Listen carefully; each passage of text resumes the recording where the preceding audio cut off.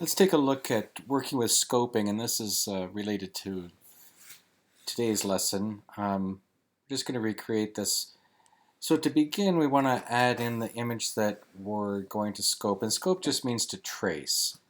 So we'll go up to our File menu and import to the library an image that we'd like to use for this. So here's a picture that I downloaded from the internet, and I'll drop that into my library. So there it is in my library over here. And we're going to create a symbol for this to be used in our animation. So insert, new symbol, and we'll call this drawing. Enter. So we'll take our picture that we got from the internet and we'll drag that into our symbol. Now that's really large. So let's make that a little bit smaller. Scaling that down. I'm using Shift here to scale that around the crosshair. I can zoom back in again. And that's going to be our picture layer. So just for organization purposes, I will call this original. And we don't want to draw on our original image. We'll make a layer above that, and that will be our drawing. And what we're trying to achieve is the illusion that the drawing is creating itself. So we'll draw a little bit, make a new frame, draw a little bit more, and we'll just keep adding to this image until the whole picture has been created. Now I'm going to just say on my timeline here that I think it's going to take about 70 frames to draw that. So I'll hit F5 to fill the picture with 70 frames, and then I'll start in my first frame here with my actual drawing. And I'll draw in a color that makes it easy to see over top of this particular image. So black is not going to be a good image or a good color to use here. So maybe we'll take a nice blue. And my brush, and that's a pretty good size there. And then we'll just start drawing a little bit into this image, and then we'll hit F6. And F6 will create a copy of what's there already and allow us to add a little bit more. So maybe we'll do this, and we'll bring it a little bit over here, and maybe the start of his mustache. And then we'll hit F6 again. F6, there we go. And just keep adding on to each of the little bits here. Maybe we'll get this guy going here. There. And F6 again. And once you've done this once or twice, you can sort of get an idea of what's going to happen here. But until you've done it once yourself, it might be kind of hard to imagine just sort of what's going on. And we'll just do one more, and we'll just test this a little bit to see kind of how it's going. And the further you go along, the more drawing you can have happen, so it can kind of accelerate itself. Maybe we'll start up on the eye here. Okay, so I'm just going to hide this. We'll hide the original for now, and then we'll scrub across to see what's going on here. So as we go, it just sort of starts to draw itself. So we'll just continue working on that.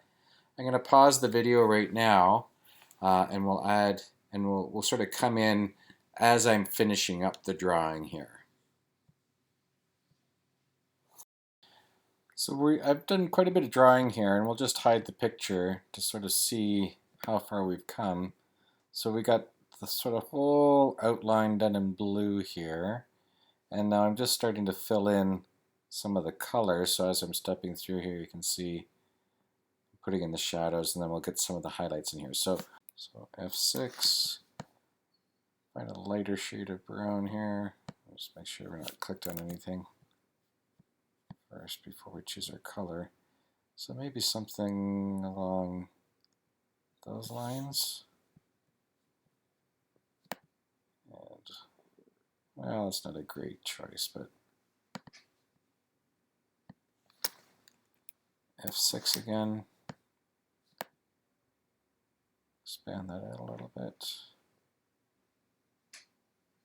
So it's a little bit oranger than I would have liked, but it's at least lighter than the brown that I've got going over here.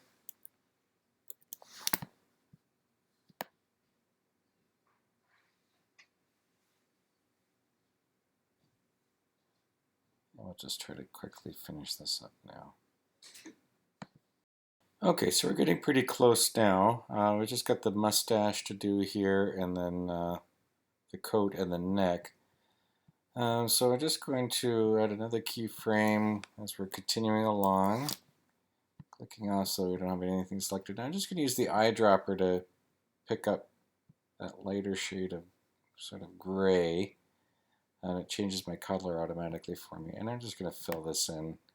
I don't have a ton of time to put lots of detail in there, and you could take a little bit more time with yours to get a little bit more detail in there. But there's sort of the mustache is done now. And everything else is pretty much filled in except for the neck and the coat. So we'll do another keyframe here. F6, click off. And we'll pick up the color on the neck, which is sort of a really deep red. Okay. I'll paint that in.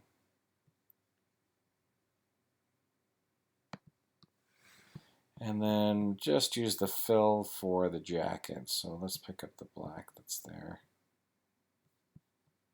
We'll do another keyframe before we actually fill it in. Clicking off, then fill there, and fill there. Oh, I don't think I have a close shape.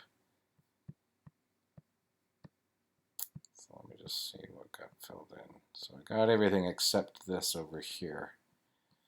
And it's because I didn't finish this shape off. So I'll just get a little bit in there.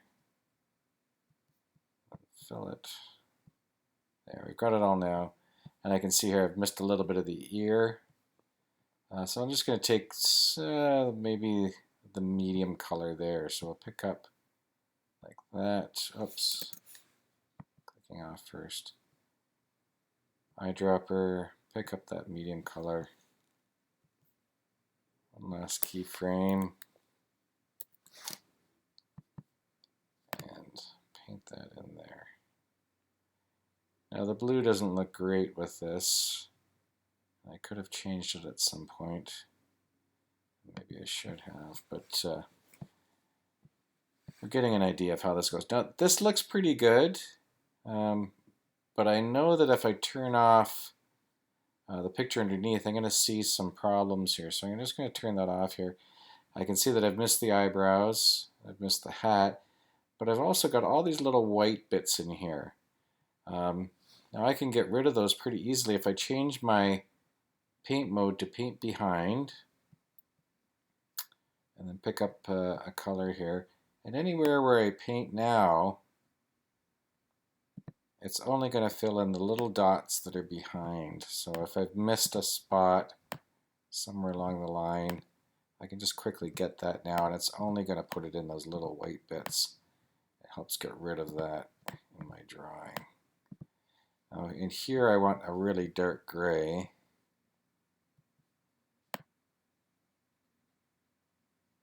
So we'll paint that in.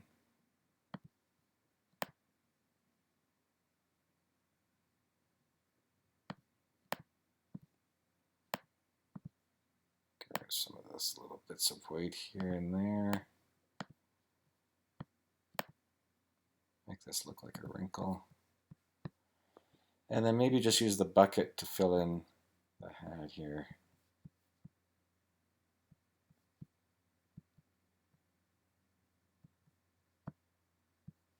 Okay, we've got a few bits down here that need wrapping up, and I've still got paint behind on.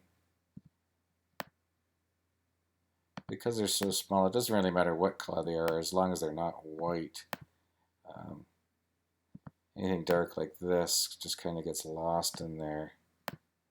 You don't really see it anymore. I don't think I have anything. Oh, we did a little bit there. And just anything that might be hanging around in the hair. Okay, so now that we're pretty much done. So if we were to scrub this, as we go, and you can see I changed my mind on the colors a little bit here. We had that, this ended up being too orange, so by the time I got over here, I changed it to a redder version of a light color. Okay, so you're going to see a little bit of back and forth there, which is kind of cool. It still looks okay. And I don't need the rest of this here, so I'm just going to chop that off. So I'll highlight it with Shift, and then Shift F5 to get rid of those frames. And there's my symbol. So let's go out to scene 1. Actually, let's just double check that again.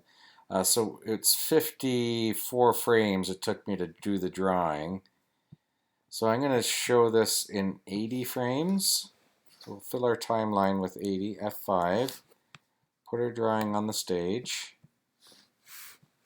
And we forgot to get rid of the picture, so we'll go back to our drawing. And we need to delete our original. So I'm going to click on the trash can to get rid of that. Even though it was hidden here, it doesn't take it out of the symbol. So when I went back to the scene, we could actually see it there. Okay, now it's starting to draw itself over again. What I wanted to do is draw itself and then just kind of hold for a second.